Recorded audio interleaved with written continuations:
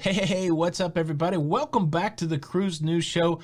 I'm your host, Tony, here with the big cruise updates. 7 stories for you today. We're going to talk about the government helping out the cruise business. And the big story, I'm going to save it till the end.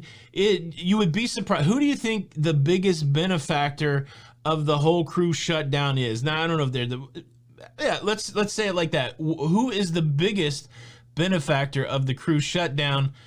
You're going to like this story. Stick around to the end. But 7 stories I'm going to compress in there. But the title story, the local government helps out the cruise industry. Which local government am I talking about? I'm talking about the local government in Miami, Florida. Port of Miami, the largest cruise port in the United States. They make quite a bit of revenue from the cruise industry, and a big portion of that revenue comes from docking fees.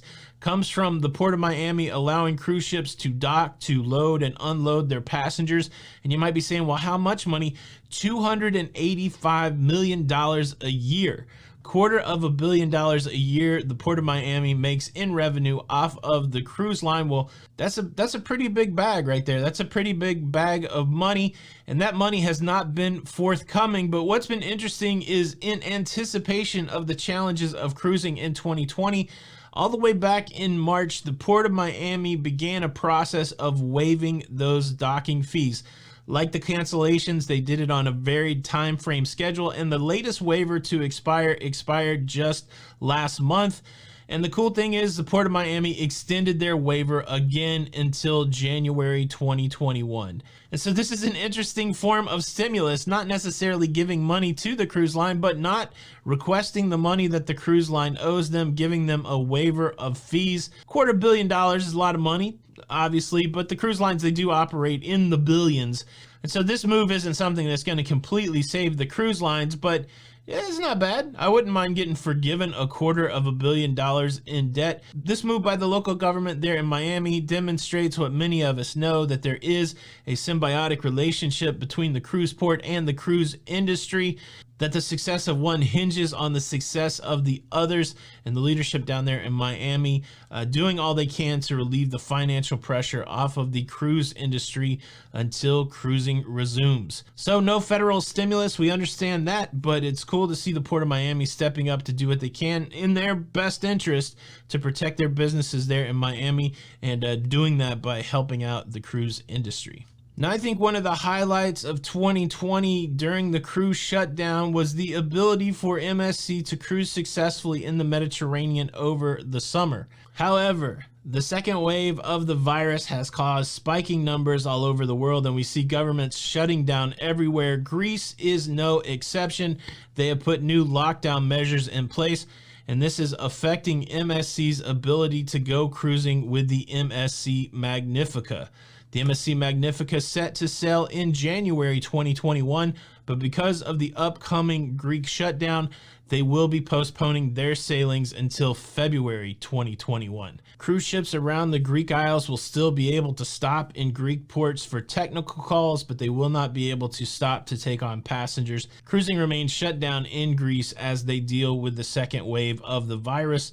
Cruising does continue, though, in Italy. The MSC Grandiosa will resume its sailings in January. Anybody that was on the MSC Magnifica can move their sailings over to Italy to the Grandiosa, but for now, a 1-month delay in cruising resuming in Greece on the MSC Magnifica. Before I get too much deeper into the show, let me do a quick correction from the show the other day where we talked about Disney Cruise Line. I threw up this picture and I said Cinderella was painting on the back of the Disney Wish. And as I mentioned into that show, my geekdom for Disney, not that great. And so I made a mistake. I looked at this picture and to me it looked like the downtrodden Cinderella, the chore-doing Cinderella being forced to paint on the back of the Disney Wish. And then everybody said, that's not Cinderella, that's Rapunzel. And as I look at this picture closer, obviously you can see the hair wrapped all around. It's Rapunzel. I find myself corrected. Thanks everybody who pointed it out. And I guess I need to study my Disney princesses. So thinking about 2020, we obviously know that cruise shutdown is a big theme for 2020, but another thing that's emerged as a big theme in cruising in 2020 is the jettison of the cruise ship. Old cruise ships leaving the fleet. I have a couple updates on cruise ships that left their fleet and their final disposition. We talked just a week or so ago about a couple ships leaving the Royal Caribbean fleet. We talked about how the Majesty of the Sea and the Empress of the Seas would be leaving the Royal Caribbean fleet and going to interest in Southeast Asia. Well, now we know what one of those interests is. We know the disposition of the Empress of the Seas. The Empress of the Seas will be moving to the Indian cruise line Cordelia Cruises. Cordelia Cruises, an umbrella company that owns a few different cruise lines. The CEO of Cordelia Cruises put out an announcement that said, "It gives me immense pleasure to inform you that Waterways Leisure Tourism Private Ltd, that recently acquired over the Jalesh Cruises brand, has decided to further capitalize the immense potential of cruising by entering in the Indian market with the Empress of the Seas that belonged to the global giant Royal Caribbean International until recently." That's pretty interesting. There's a lot going on. Jalesh was bought by another cruise company, and then to bolster their position in the Indian cruise market, they snagged the Empress of the Seas and they put it in service. And they do it boldly by going, look, this is a Royal Caribbean ship. Come get on it. It holds 2,000 people. Of course, it's an older cruise ship, but it does sound like this will be a feather in the cap of Jalesh to put a Royal Caribbean product, an ex-Royal Caribbean product, on the sea there in India. So the Empress of the Seas not being scrapped, that's positive, and now it will have another life in the Indian cruise market. Another oldie but goodie cruise ship, the Carnival Fascination, was jettisoned by the Carnival Corporation. It was sold. Some speculation as to whether or not it would be scrapped like some of the other Carnival Fantasy class ships that left the fleet. Well, no, the Fascination will not be scrapped. It's becoming a hotel. The Fascination will be making its way to Asia. It was purchased by the Century Cruise Company, and it will now have the name Century Harmony. This ship has been in cold layup in Cadiz, Spain, will be moving to Gibraltar and then eventually to Asia. This ship is in pretty rough shape. There will have to be some enhancements done to it before she is ready to sail, but the Fascination has avoided the fate of the Carnival Imagination, the Inspiration, and the Fantasy, which went to Turkey and got scrapped. The Fascination will continue to service customers. Now, the next couple stories are about new cruise ships. Before I get there, let me invite you to be the newest member of the Lido Loca cruising community. If you're not a part of the Loca fam because you haven't subscribed or you haven't joined us over on Facebook, well, the invitation is open. If you enjoy that cruise life, if you enjoy talking about cruising, please consider subscribing to this channel with the notification bell on. And if you're on Facebook, come join the Lido Loca cruising community, 12,000 strong over there. You can talk cruising, you can reminisce about a time gone by and look forward to the future. We'd love to have you there. Thank you in advance. So cruise ships go and cruise ships come. There's a couple new cruise ships coming on the scene. First, let's talk about a cruise ship that's being delivered to Viking Cruise Line. Now, Viking, they got their thumb in a few pies, right? So Viking, traditionally a river boat cruising company in Europe. A few years ago, they added ocean cruise vessels and they became an ocean cruising company. Now they're going to have river boats in the United States. And then this latest announcement is the delivery of their first expedition cruise ship. Expedition cruising is different than traditional cruising. Expedition cruising goes to remote places. A lot of times it's like being on a science ship where you have scientific things to do.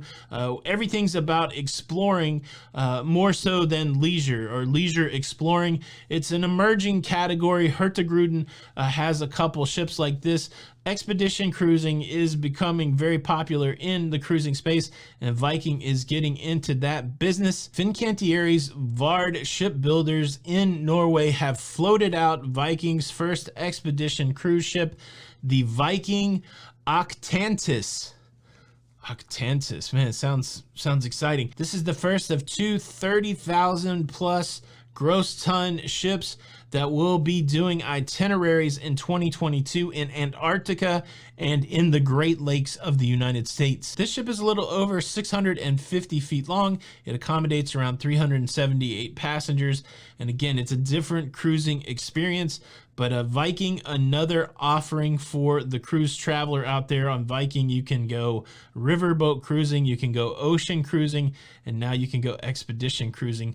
Viking expanding their reach into the cruise business. Viking not the only one benefiting from the shipbuilding efforts of Fincantieri. Fincantieri also just recently delivering a new cruise ship to Costa Cruise Line.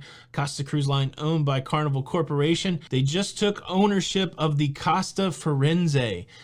Costa Firenze, 135,000 gross tons, 5,200 passengers. This is a big cruise ship. This ship is part of the 7 cruise ship order currently being filled by Fincantieri, with all 7 cruise ships being delivered by 2023. The Costa Firenze will be doing its summer 2021 sailings in the Mediterranean before moving in October 2021, joining its sister ship, the Costa Venezia, for sailings in Asia. Fincantieri, a popular cruise line for Carnival Corporation, a popular cruise line for Costa.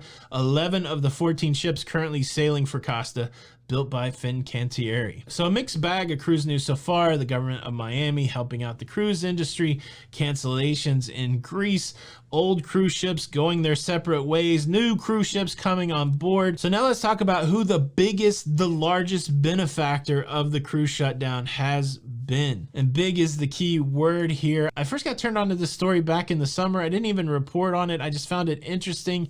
And now I've seen the update. The biggest benefactor of no cruise ships in 2020 are whales.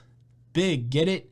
Whales. Stick with me though, it's an interesting story. When it became apparent that there would be no cruise ships in Glacier Bay in 2020, marine biologists set up in that area, specifically marine biologists that study mammal acoustics.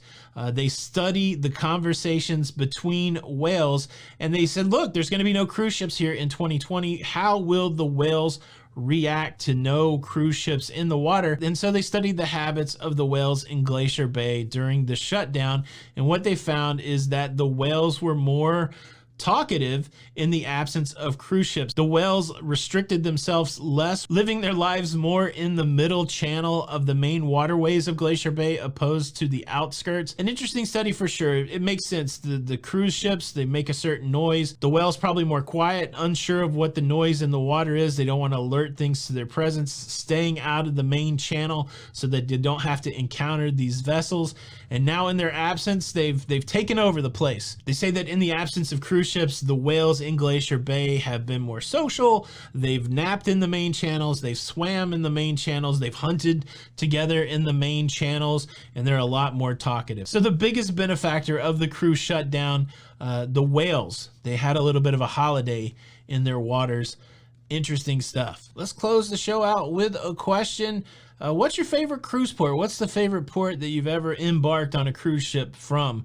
Again, Port of Miami, doing cool things for the cruise industry. Have you been out of Miami? What's your favorite cruise port? Leave a comment below. Let's continue the conversation. Thank you so much for checking out the show today. Show your support by hitting the like button. If you're curious as to why people continue to rebook cruises even during the pandemic, I answered that question in this video right here. Make sure you check that out. And then if you want to see what YouTube recommends for you to watch next, check out this video. Thank you so much. Tony with Lido Loca. And until the next time, we'll see you on the Lido. Bye.